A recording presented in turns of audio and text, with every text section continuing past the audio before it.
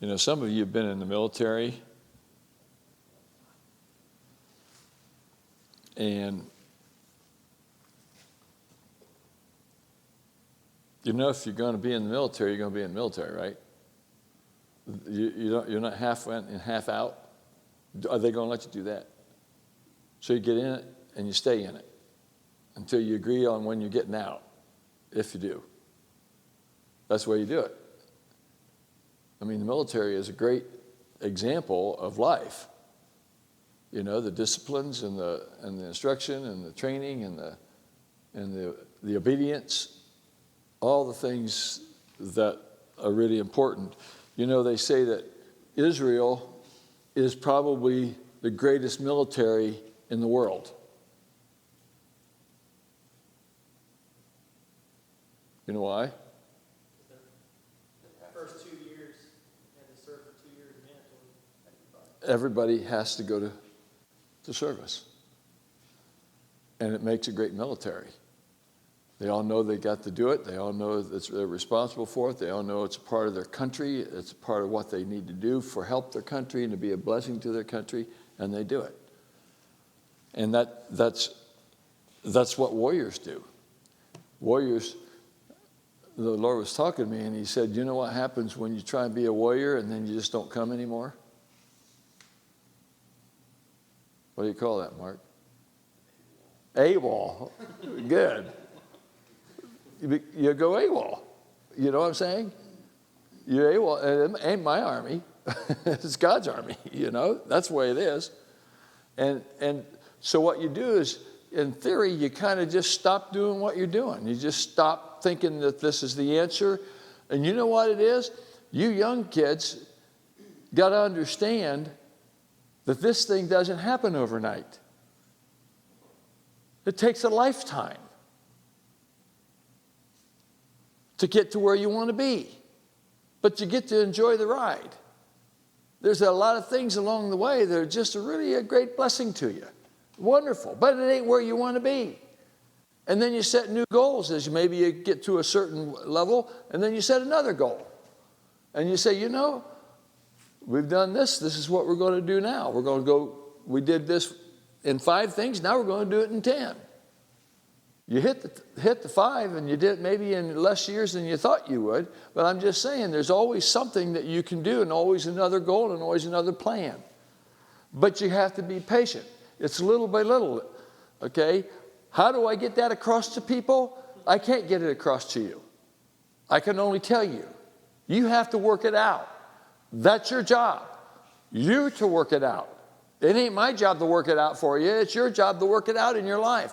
It's between you and God. That's why he came to live inside you. He's there to help you work it out. You and him. I'm only going to tell you what he says. I'm going to tell you what he says to me. And then I stepped out and I did this, and then I'm going to tell you how that worked. I'm doing this as an encouragement. I'm not doing it because I'm trying to get you to do what I do.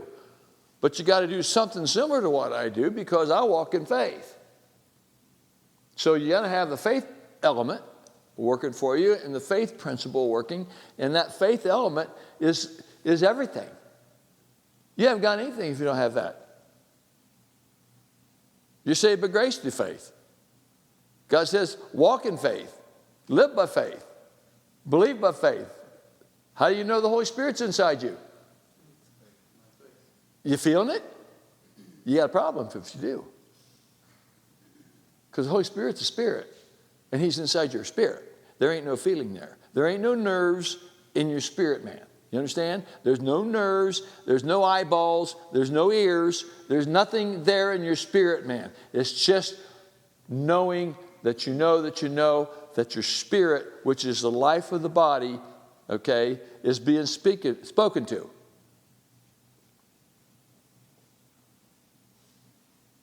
You all know when something's right and when something's wrong. We know. We all know that there needs to be goals and visions and dreams. We all know that because it says so. What did that lady just sing? He said it. I believe it, and I'm done with it. I'm settled. I settled it.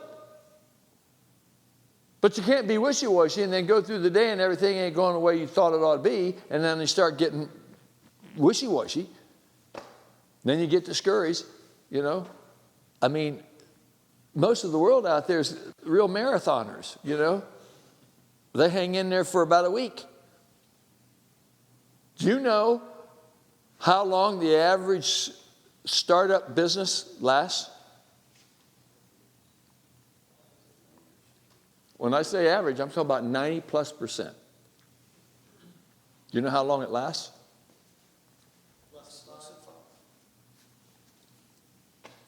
Less than 5 years.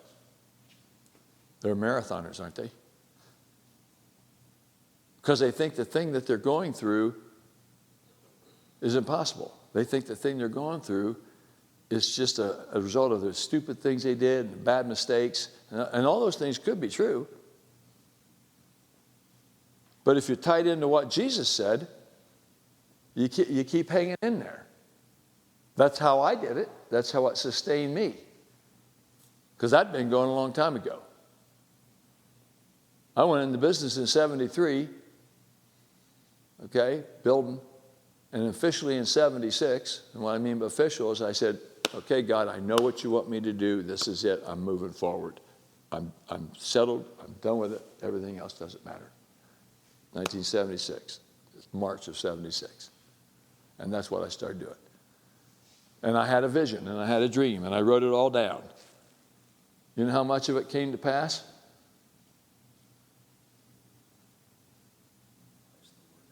My starting. That's all that came to pass. Because by 1980, the market fell apart in the whole world. In my world, Lima became depressed. It was a Great Depression here. It wasn't just a recession that the rest of the country was experiencing. We went through a depression. Lima went from 55,000 people down to less than 24,000. All the factories moved out. And exactly where am I going to be building? Who am I going to be building for? I mean, you can have the greatest plan in the world and think you got the greatest faith in the world and go say, I'm going to go move to the desert in Utah and say, I'm going to be the biggest builder in Utah, and you're living in the middle of the desert. You know how many houses you're going to build? Yours. Maybe. So there's more to it than that. That's why I want to talk to you tonight about something that's super powerful. This was something, one of the top 5 things in my life. It changed my life. Because my father asked me to do something that didn't make any sense to me, because I felt like I was in the middle of the Utah desert. And he gave me a vision of the city. He gave me a vision of what he wanted me to do, and he told me what he's going to do for me if I would listen to him, if I would obey.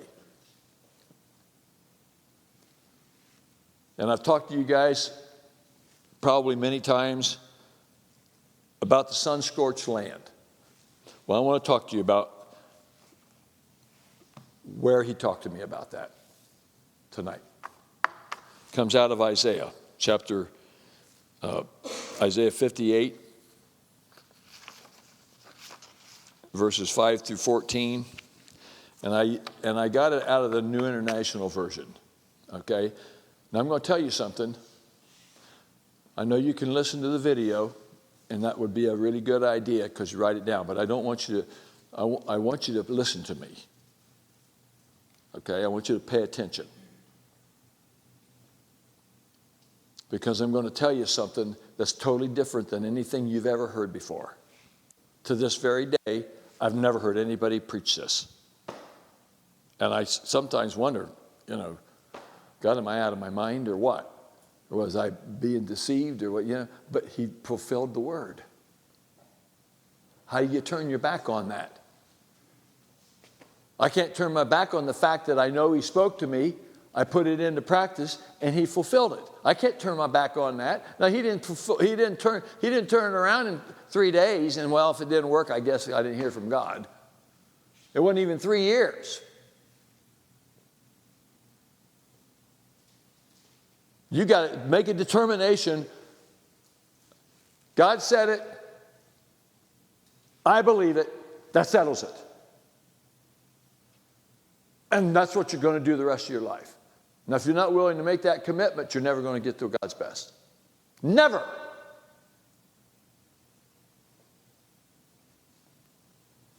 Will never happen.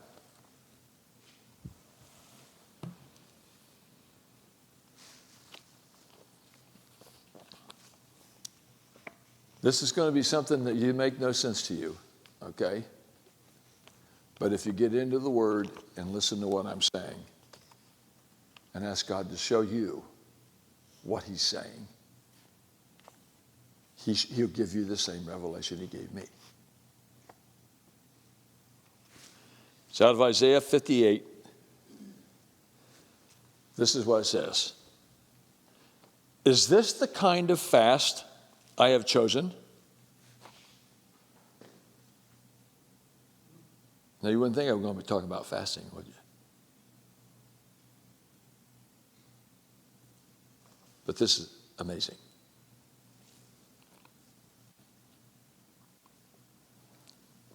Is not this the kind of fast I have chosen, only a day for a man to humble himself? Question mark. Is it only for bowing one's head like a reed and for lying on sackcloth and ashes?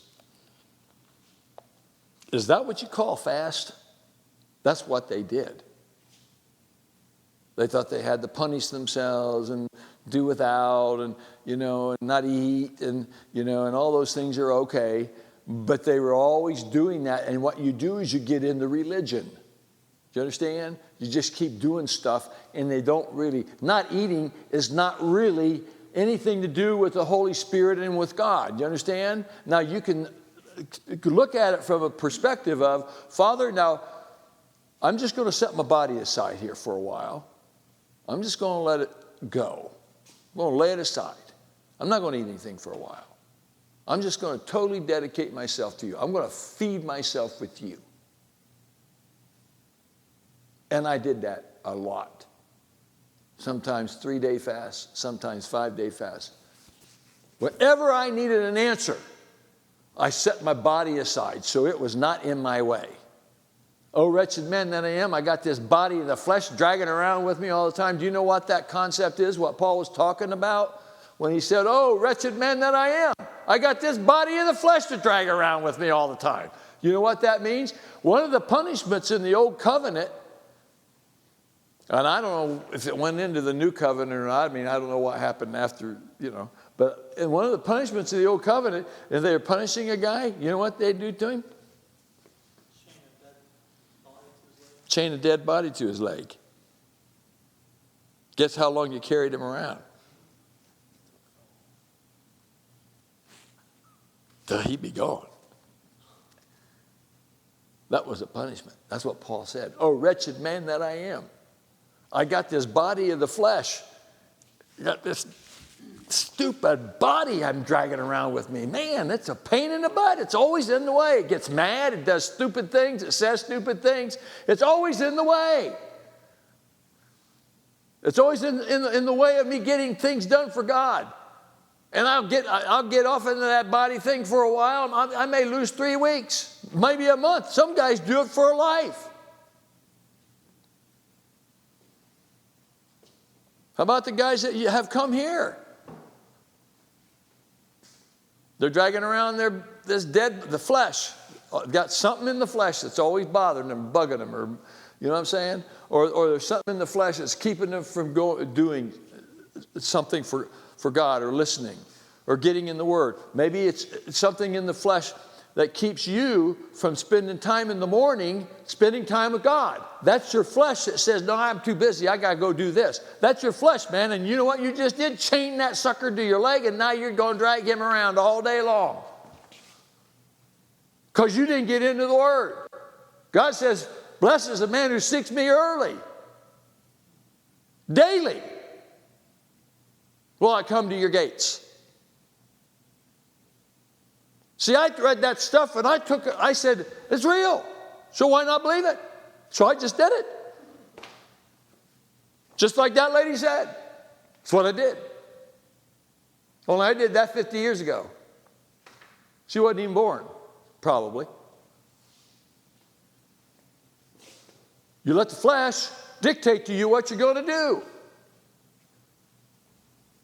And I'm saying that's one of the first things you understand about this fast. It's not so much that you do all these physical things and, I'm really something. I'm fasting today, I'm not eating any food, or in this case, lying on sackcloth and ashes. I don't even know what exactly that is. We know what sackcloth is. We know what ashes is. So they were laying on it. That was some kind of a super duper deal for people. And they all got a lot of attention knowing that they were fasting. That's not what God's talking about. And that's what God is actually talking against here. He said, you guys are doing this stupid fasting, doing all these things, sacrificing and, and bragging about it. Oh, yeah, I'm fasting. And this is what God's saying. Is that what you call fast, a day of acceptable to the Lord? Question mark? Man, you missed it. That's all flesh. That's that dead body. And every time you guys make a decision, I'm going to get up in the morning and I'm going to go run into my day. You have just chained a dead body to your leg and you're going to drag that dude around all day long. You're not going to get done what you could have gotten done if you'd just given God the first fruits of your day.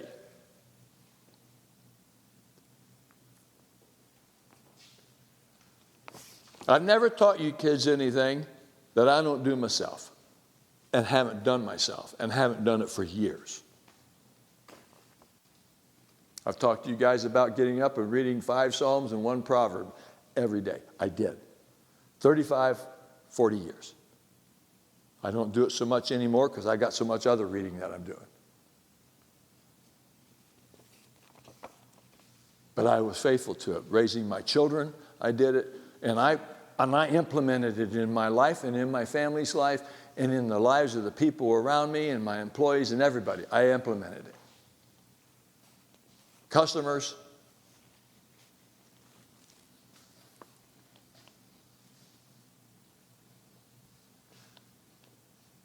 I got my answer, by the way.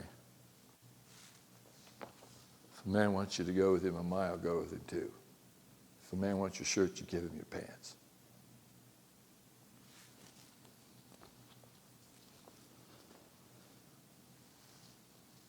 And then the Lord goes on to say in Isaiah 58, is not this the kind of fasting I've chosen? This is what really fasting is to God. And I'm reading this back in a time in 1983 when I wanted to leave town. And I'm fasting. And I'm not doing it to have anybody know it. There ain't nobody ever knew when I fasted. Never. Do you understand? You don't let people know when you give. That's nobody's business but you and God's. He's going to do the return to you. I'm not going to give you your return. He's going to give you the return. He will make a way where there is no way. God will do that. God will take care of you. He's your Lord. I'm a servant.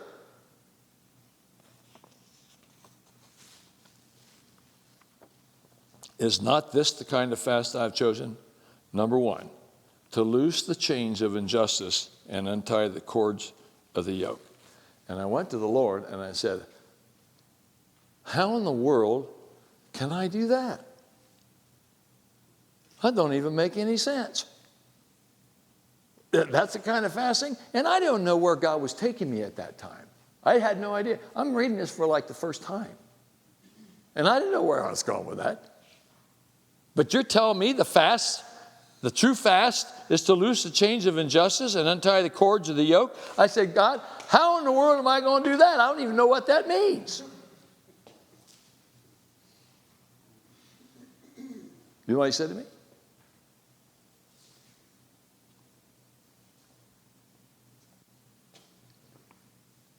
I want you to support the ministries that do that. And a revelation came on in my heart. And I realized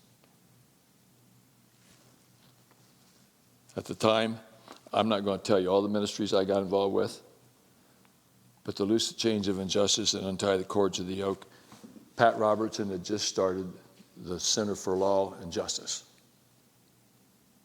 His name is, what's his name? Not Creflo. His name is, he's the head of it now. Pat's turned it over to him. And he was one of President Trump's main guys. And I got to meet him back 20 years, 30 years ago. Jay Sekulow.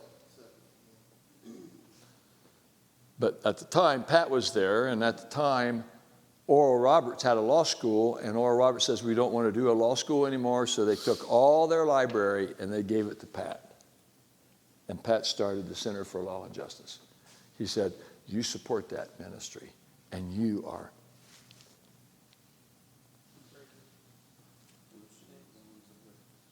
are loosing the chains of injustice and untying the cords of the yoke. See, this is not something that you would even hear anywhere else. This is what I lived. I did this. And we'll see the results of it here a little bit. Number 2, set the oppressed free and break every yoke. I began to look at that, and I began to see ministries like maybe a Kenneth Copeland. He was young then, and he was preaching freedom by faith. Freedom. Walk in faith. Everything was faith. Mark 11, 22, 23, 24. Whatsoever things you desire when you pray, believe that you receive and you shall have. For whosoever shall say unto this mountain, be thou plucked up and cast into the sea. And do not doubt in his heart, but believe that the things he says will come to pass. You'll have whatever he says. That's learning. When you teach people that, the people that hear it and receive it, 99.9% of them are oppressed. So he taught me how to give to that ministry. And he said, son, if you'll do that, you will set the oppressed free. And you don't even need to speak a word. See what you guys see? You see all this around here? Do you know this all came from my giving? Everything I've got, it come from my giving. This is everything he's talking about here. Everything. You want to hang on to it? Well, it'll be interesting to see what kind of seeds you can grow. Because that's what you got to do. You're going to have to take those seeds and you got to figure out how to make it grow. And if you learn to be a giver, God will make it grow. And you won't have to bother yourself with it. Because he made you some promises. Incredible promises. Well, I don't have as much money as you got. Well, neither did I back then. I didn't have nothing.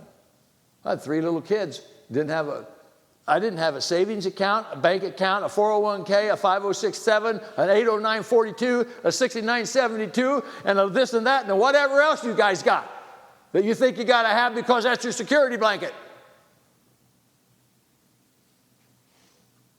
I'm not against you doing those things, but you don't have faith in it. And you certainly don't put money in there before you give money to the kingdom. Not unless you want to not have his blessing that I'm going to talk to you about. You want to have this blessing? You're going to have to learn to do what I said. And it's not about me and you. It's about you and him, God. You're going to have to take the time to read this, study it, and ask God to reveal himself to you. What are you saying? It ain't going to be any different for you. I know he spoke to me. And like I said, I've never heard anybody do a teaching like this. Because he said, fasting isn't what you think it is. When you take some money and you give it to somebody that's oppressed or help some ministry that helps the oppressed, is that a fast? It is. You've just taken something you have and you've given it away. You know, you can say I'm abstaining from eating food, or you can say I'm abstaining from keeping this money. And you sow it. You let it go. You can take some food and go out and give to the poor. You can help somebody with it.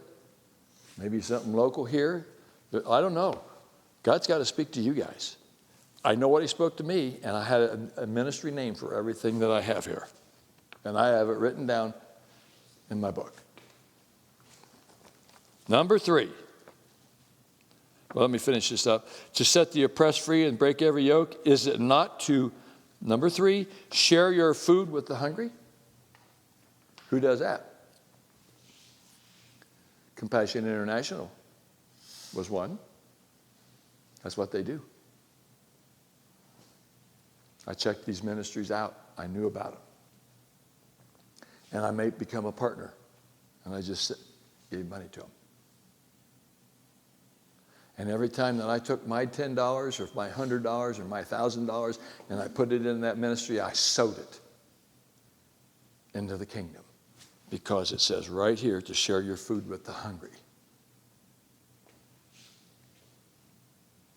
There's all kind of ministries in this town probably. I know there's the mission down there on whatever. I mean, those guys are faithful and dedicated to try and help these guys. I think. I don't know. I would check them out before I ever give them a penny.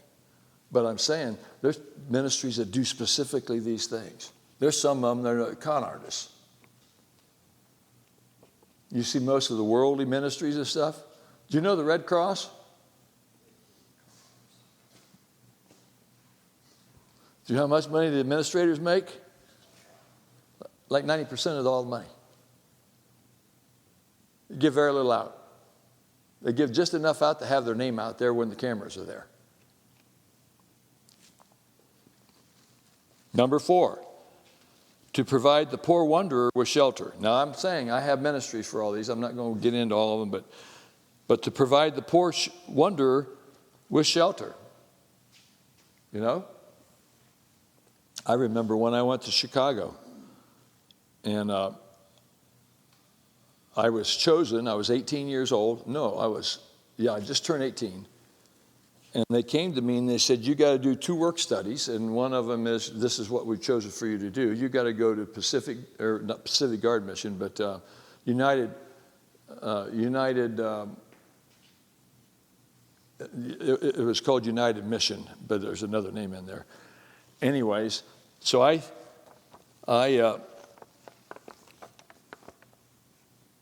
threw about 6 kids in there. Some of them were my age, some of them were older, but they gave me the job to lead them. So I had to drive my van in Chicago out west to DePlain Street, and it was what they called Skid Row. Okay, you don't see a lot of Skid Row today. Now they're just called homeless, and they pitch tents in grassed areas, and they've learned they can do that, and they've learned that the common areas, they're allowed to do that. You can't stop them from doing it. Now, I don't know if all the states are that way. I don't know how that all plays out. I know that's what California said. They had to let those people do that. Their law says that the common areas belong to anybody. Well, there's a guy with a tent. I'm an anybody. So they pitched their tents on the green areas. Well, you know, this was guys living in Skid Row. I'm talking about when I pulled my van up to this road, and I'm talking about city block after city block, and I pulled my van up there and turned to go down to the Chicago United Mission. Down to Chicago United Mission, there were guys with no legs, no arms, on skateboards, using stubs to move, sitting on top of a skateboard. Now, we didn't even know about skateboards back then, but these guys have built this thing out of roller skates. There wasn't such a thing as a skateboard in 1967. 68. Some guys were playing with themselves physically on the street. Some of them were urinating. Some of them were going to number 2 in the bathroom. It was pathetic. To get out and smell it was terrible. The stench was awful. That was my first experience at 18 years old. And I'm going to go in this mission and I'm going to minister to these kids because our team was responsible to minister that night. And we did it every week for a whole semester.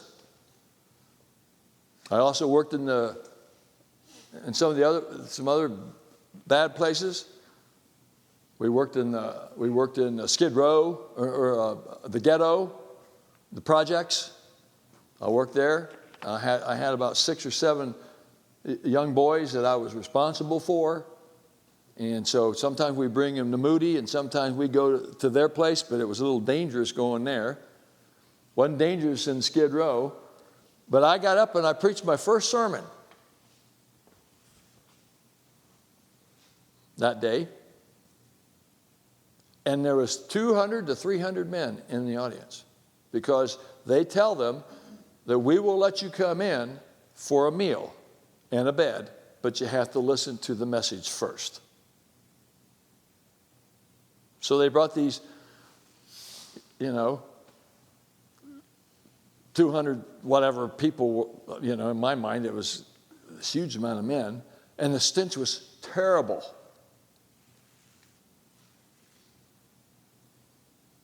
And I preached my first sermon. And I remember what I preached about. What was that, 54 years ago? 54 years ago. And I preached to them about love. And I had several of those men came forward. So we took them in the side room. And I'm ministering to one, and the other teams are ministering to some. And this guy's sitting there, and he's telling me a story. And I'm trying to lead him to the Lord, trying to give him the 4 spiritual laws. No, do you believe in your heart? Are you going to confess with your mouth? I'm going, I don't know what I'm doing. It's the 4 spiritual laws. I don't know if you guys ever heard of that, but it's the #1 track ever made in history. And you go down through those 4 laws and you ask them to get saved. Well, I did my best to do it. But his breath was so bad about knocking me off the chair. They're winos. They all had their paper bags, and I don't know where they get that stuff. I mean, to this day, I don't know where they got it. They never ask anybody. But, they all had their bag. Hundreds of them. I don't know, maybe more than that. Thousands, maybe. I don't know. I didn't do the whole street.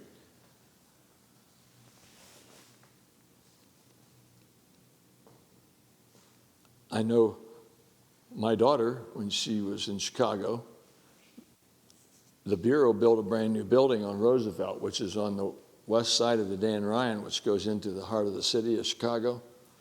And it's on the west side. And to drive out to her place where she lived, I had to cross to Plain Street. And that was a rush for me. Those people aren't there anymore. They're all gone. They've got it all cleaned up. It's not there.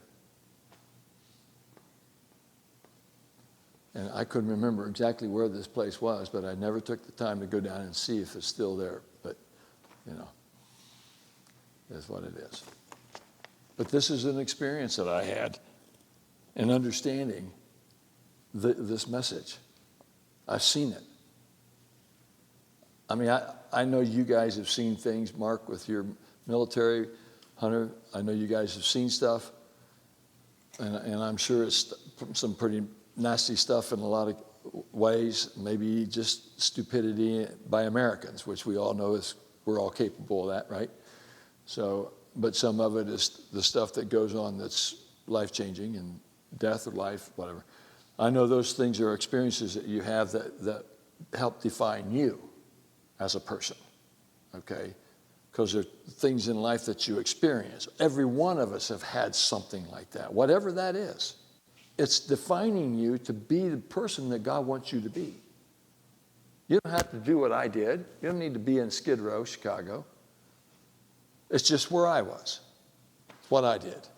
I'm talking about a little kid wet behind the ears from Delphos, Ohio, that didn't know diddly squat about the world. I thought coming over to Lima was like danger zone D, man. I mean, we talk about, man, we're going to go over there. Oh, you know, going to the big city. Well, what else do you know? And all I ever knew was the swimming pool, the baseball diamonds, the football field, and the basketball courts. That's all I knew. That's all I ever did. And now I'm in Chicago into Plain Street. And the girls and the guys with me, they're missionaries from some foreign country somewhere. And of course, they don't know nothing either. So I'm going, well, we got the blind leading the blind here. I said, Lord, just keep me from falling in a ditch. But we got along pretty good, and we started doing pretty well, and everything came out okay, at least from my perspective. Okay? But I got to minister to this guy, and he's telling me about how he was in World War II, and he wasn't that old. So, you know, we're talking about only about 22 years after World War II. Okay? I mean, Vietnam was 1975. That's 45 years ago. Isn't that crazy? That would have been more of the war I would have been involved with. But this is that. And he was from World War II, and he said he'd come home one night. He got, you know, he was out, he was in the foreign country for, you know, when they went to battle in World War II, they went away for 3-4 years and never got to come back for the most part. And he said he was so excited about seeing his family, and he walked into the door, and his wife was in bed with another man. How'd you like to have that hung on your neck? You talk about oppressed? That's oppressed. He said, I had 3 gas stations I owned. So he would have been a young guy, did well, and then he went off to war. He lost it all. And he'd been on Skid Row for 22 years. He never could break free.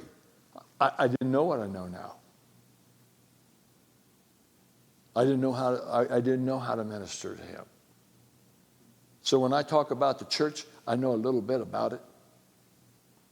I've been through all kinds of things. And I see the religiosity, I see the greed for money, the motivation, the negative motivations. I see that. Okay? And it's time to stop. But you know what? I'm going to tell you what the Lord told me. You know, the millennials is the largest group of people. It's even larger than the baby boomers. Do you know that 74% of every millennial grew up in a split family and don't go to church? 74%. They're hungry. They're hungry. And it's right now.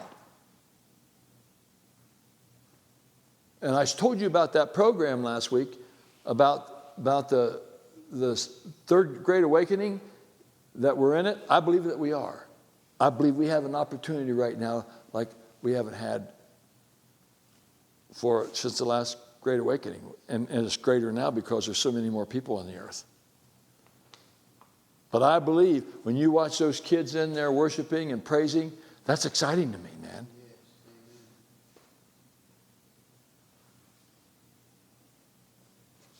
I mean, the people that can be reached is staggering. You know why? They don't want nothing to do with church. They're tired of mom and dad. They're tired of all the garbage they were taught. They're tired of the games that the church played, and they don't want nothing to do with it.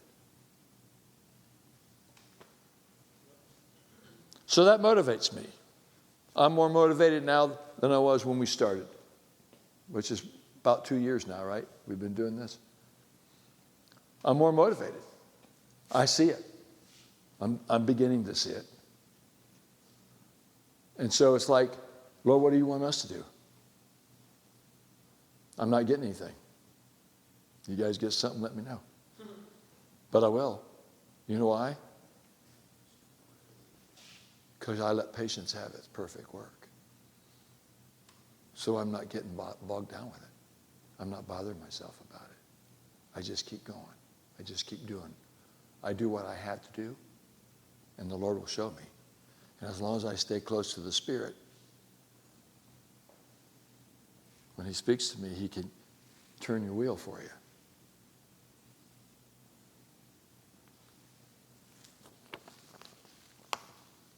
Number 4 was provide the poor wanderer with shelter. So there's a ministry that does that.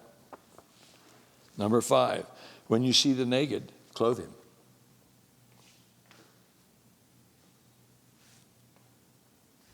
And I'm talking about supporting ministries that do that. Whether it's this ministry or any other ministry. You support the ministries that are getting things done.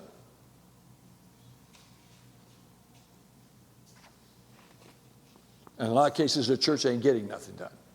They should be, but find the ones that are. But there are ministries that are getting things done. There are ministries on top of this thing. They're wanting, they see the millennial thing. They're doing things.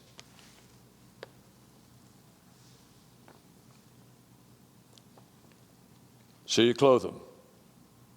And then here's number 6. Are you guys listening?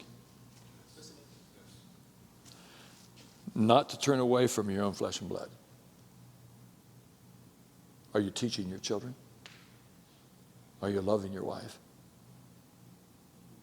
Are you doing it the way Christ loved the church and gave himself up for you? Is that how you're loving her? Are you loving her unconditional? I know she makes mistakes. So do you. And your family? Do you run and hide from them? Or do you stand up bold and be a witness to them? Why? Because they're oppressed. And you're the light. Don't compromise and do what they do. You get them to do what you do. That's what leaders do, isn't it?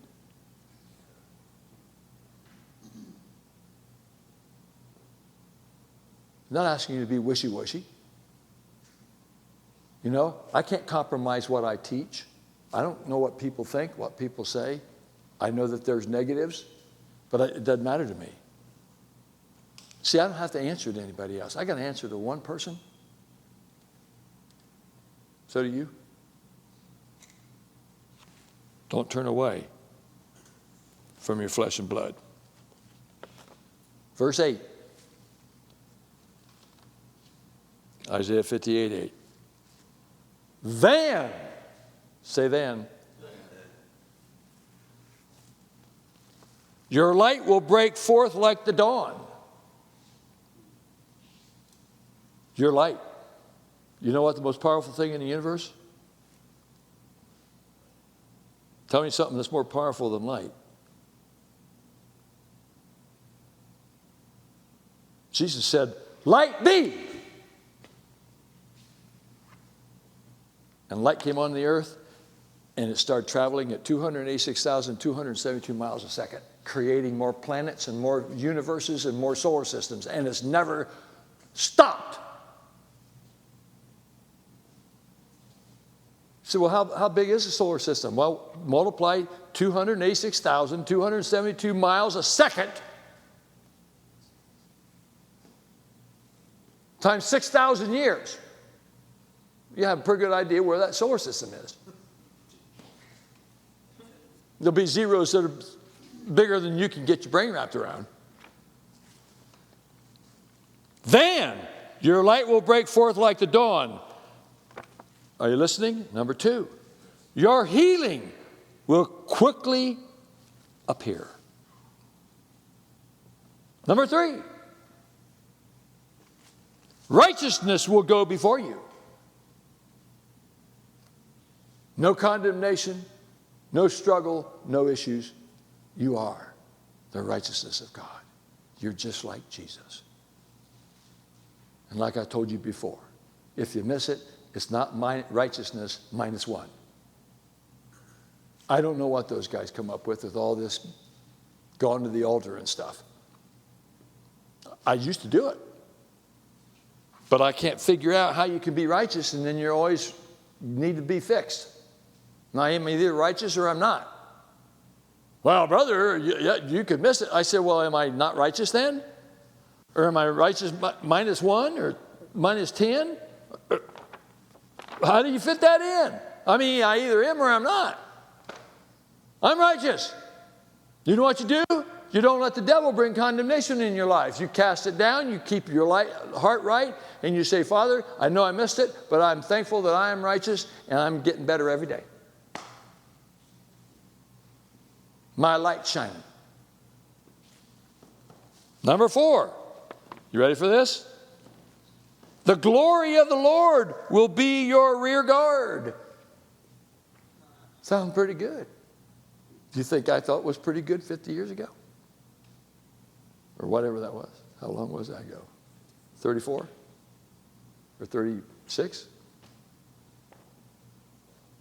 See, God's opening my eyes to something.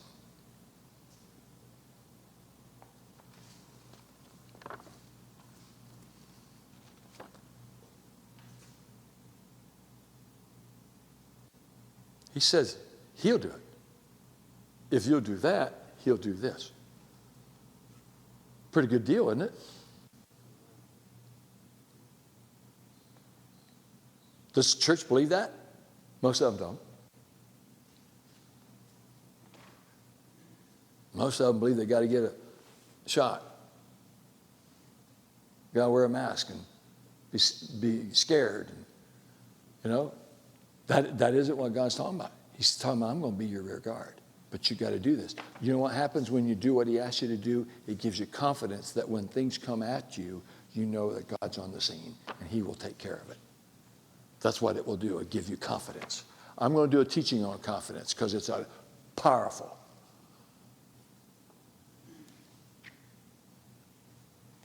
It's like, what's the difference between faith and confidence? Faith is what you always have been given. It's a gift. Confidence is something you develop by using your faith. So I'll go into that some other time. Then, got another one. Dear me. Verse 9. You will call and the Lord will answer. Does that sound good? Do you see the power of this thing? It's like it's been buried to the church. I've never heard anybody talk like this. Not what God showed me. You will cry for help, and he will say, here I am. I'm here. What do you need? I'll never leave you. I'll never forsake you. I'll be with you till the end of the earth. Don't worry about anything. Take my word and trust it. Trust it. He that dwelleth in the secret place of the Most High God shall abide under the shadow of the Almighty. Now say of the Lord, he is my God, my refuge. In him will I trust. And though 1,000 shall fall at my side and 10,000 at my right hand, there'll no evil befall me, neither will any plague come nigh my dwelling. For God gives his angels charge over me to keep me in all my ways, and they will bear me up lest I dash my foot against a stone. Are you believing that the angels are protecting you? It's what he said. He said it. I believe it. It's a done deal. Is that what you said?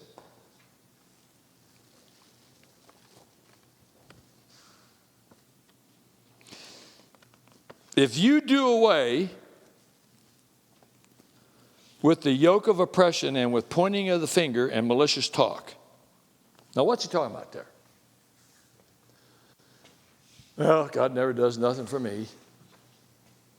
He does stuff for everybody else, but doesn't do anything for me, and I don't think that healing thing works. Why would that be malicious talk? Because against what he said. Calling God a liar. You're calling him a liar. But we don't talk like that in church because we're sophisticated. I said sophisticated. We don't want to say that in the pulpit. Oh my gosh, we don't want to offend the people. I mean, they give money to this place. No, people need to hear the truth because it's the truth that sets them free. That's what this is all about. And if you, number 8, and if you spend yourselves in behalf of the hungry, okay, and satisfy the needs of the oppressed, then Then. So don't come and talk to me until you did that. And then I can say, then God will do what he said.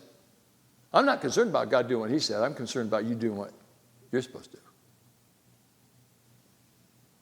Because you got that body you're dragging around that's always trying to give you direction. That stench. Bad decisions. On and on and on. All bad decisions are decisions made without the word. That's all that is. The word decision can be a little, man, God, do you really mean that? But if he said it, you can have confidence in it. But you can't have confidence in what you do. What you see in the mirror, you can't have confidence in that. But what you see in here, that you can have confidence in. You just got to give God time to make it work, because in the meantime, he's making you like him. That's what he wants to do. Then your light will rise in the darkness, and your night will become like the noonday. Number 12. The Lord will guide you always. That's pretty good.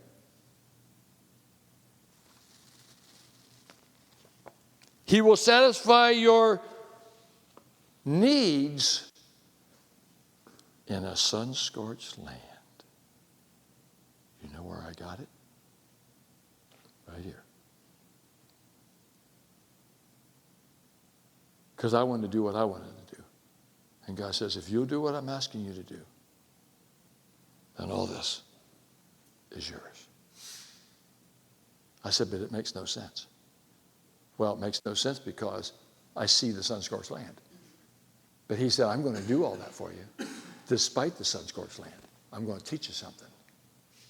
And that'll make you a powerful man. Your words will have power to it. Because I got it from him. If I do that, he will satisfy my needs in a sun-scorched land. And it says, and he will strengthen my frame. I'm a pretty strong guy. Turned 72. I'm doing pretty good. Oh, yeah, the devil's trying to tell me he's going to get me with this and get me with that and do this and do that. I don't care what he says, because I know what the word says. That's what I choose to believe. What if you die? No, I'm going to do what the word says. That is what it says here. If you do all that, man, you could die.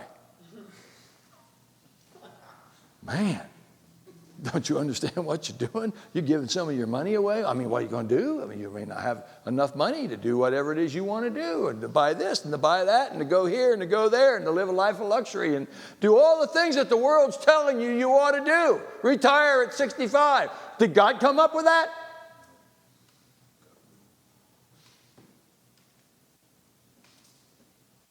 Stupid president did.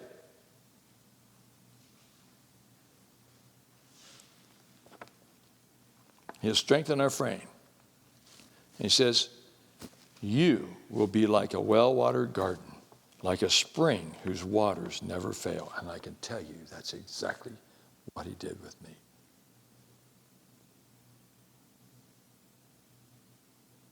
I've got people around the country that know me, and they marvel. And they live in big cities. Big cities in Florida, Texas, California. They don't even have a penance to what I have. But they didn't walk in this. They're all Christians. Oh, yeah, how you know? Oh, I go to church every week. Oh, okay, well, I guess that's the answer of being a Christian.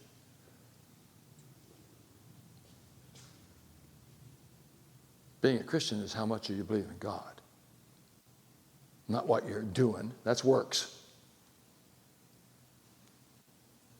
Nothing wrong with that, because it's in the Bible. We are to have a church, a gathering, which is what we're doing here. I was just reading in Romans and reading about Apostle Paul, and he was talking about all those people that he had ministered to, and he said the church that meets at Phoebe's house, and the church that meets at so-and-so's house, and the church that meets at so-and-so's house, they're just groups of people, because there were men who were ahead of those things. And I think there's power in some of that kind of thing. And of course, we see a lot of the modern churches, they try and do this, what do they call it, peer groups?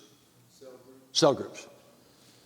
And they try and kind of do something like that, but it's not really like that. But I understand, it is what it is. But I'm saying I always keep my heart clear and clean as to what my motive is. Why am I doing this? What's my purpose here? I don't want to just be doing something because of a habit. That's when you become natural. Well, it's natural to go to do this and to do that. It's just natural. I mean, when I was a kid, I went to every prayer meeting. They call it prayer meeting on Wednesday night.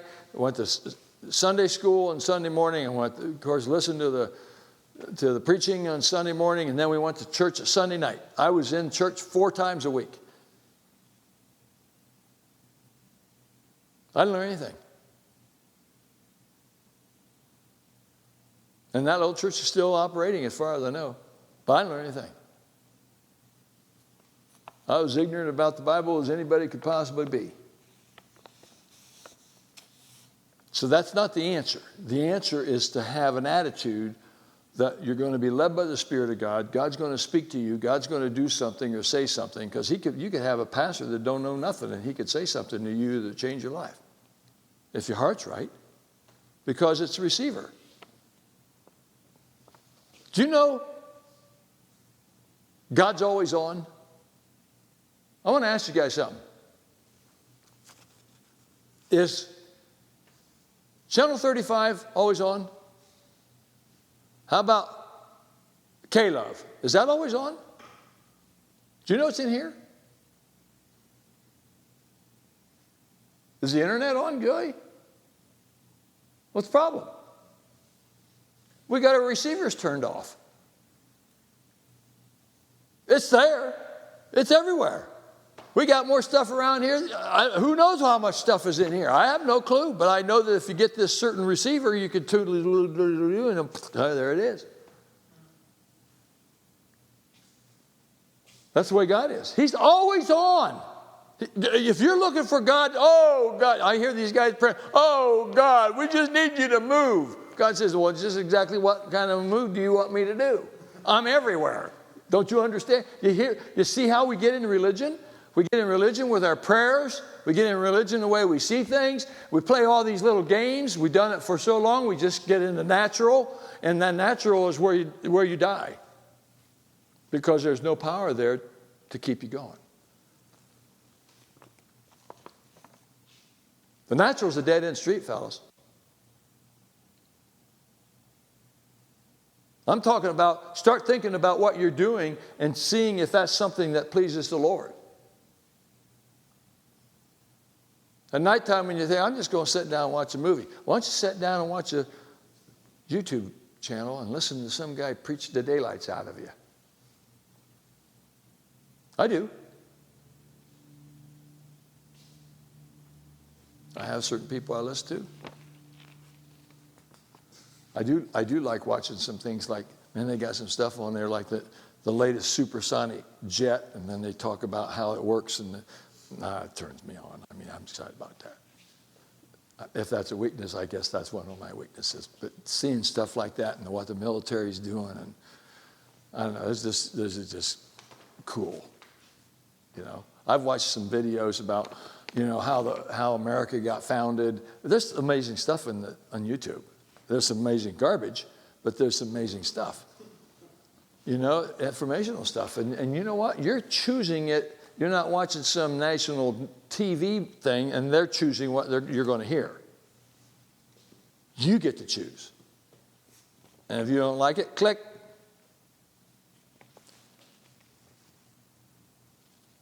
And here's one that God spoke to me about that I've done. It says, I'll be like a well-watered garden, like a spring whose waters never fail. I said, you mean, Lord, if I do these things up here to help these people and stuff? Yeah, I said, you'll never fail, son. Is that not helping the hungry? Isn't that an act of love? Does it say love never fails? Do you see what's going on here? Never fails. Then he said this to me.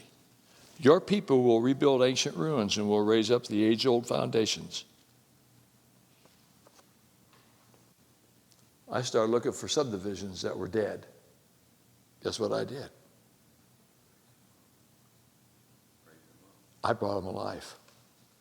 I did it many places. And those dead foundations, those dead subdivisions, I brought them alive. Because you know why?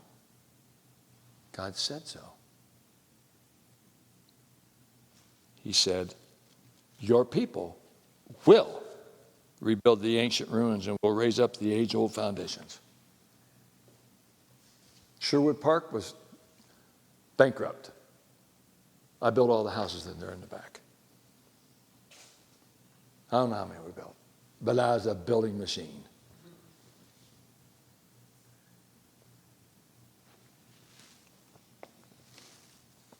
You will be called repairer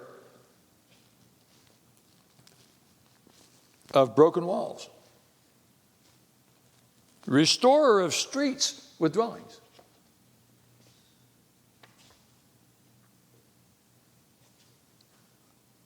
That's what he said to me. And he said, all you got to do is stay in Lima. I said, am I out of my mind? I don't want to stay here. He said, but if you do that, I'm going to bless you in the sun-scorched land, because that's where you're at, son. I couldn't see the future. I couldn't see what, oh, God, I'll do it just as long as you show me exactly what you're going to do for me. Well, you know what? You can just take that and God will ship your saddle home, and you can just go do what you want, you old fleshly thing, you. That's all you're doing is telling me how fleshly you are. And you know what you get with being in the flesh? In trouble. That's all you get. Nothing else.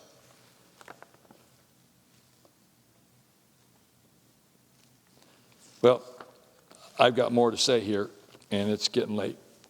So I'm going to cut it off. There's some things that are really important here left. So if you guys want to, just go get in Isaiah 58 and start reading it. Get all the translations you can get and read it and say, God, speak to me. Show me something here for me. I don't know what it would be.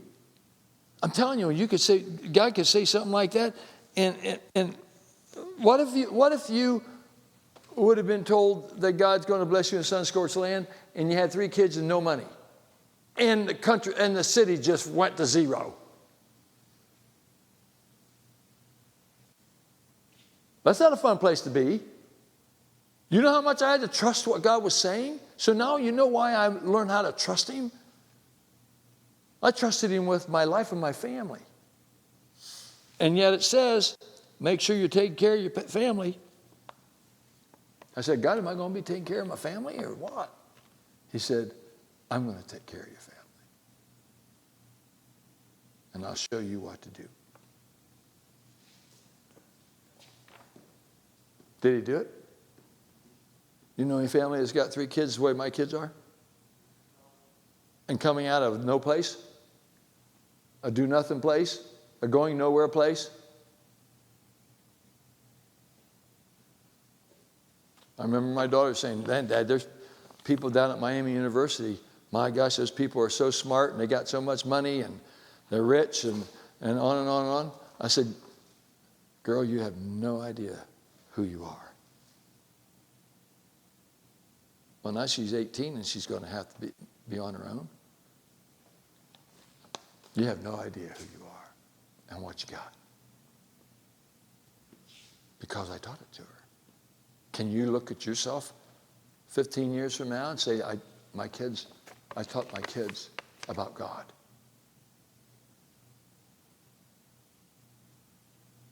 Because you could make millions and millions of dollars. But if you don't have that right, you're a failure.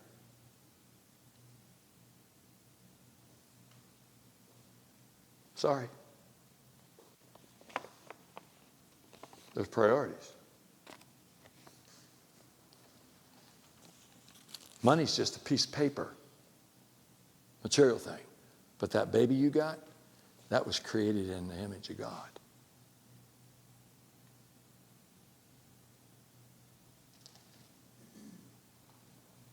That's powerful. And you're responsible. Don't give me your wife's monkey business. You're the head of the house. Now, if she's the head of the house, first thing you need to do is get yourself repented, turn yourself around and change who you are and what you think. And you're not, what do they call them, LGBTOP or QRBOZZs, whatever those people are.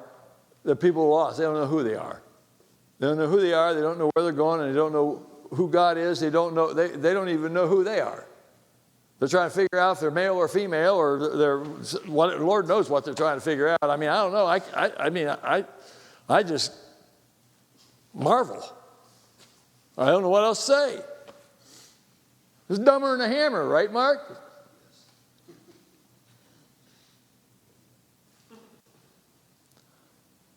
Heavenly Father, I just thank you and praise you that you've given me an opportunity to teach these men what you've taught me. And sir, I'm asking that the eyes of their understanding would be enlightened, that they would see the hope of the kingdom, the hope of the glory, the hope of the blessing. That you are doing all that you can do to get working in their life. In Jesus' name, amen.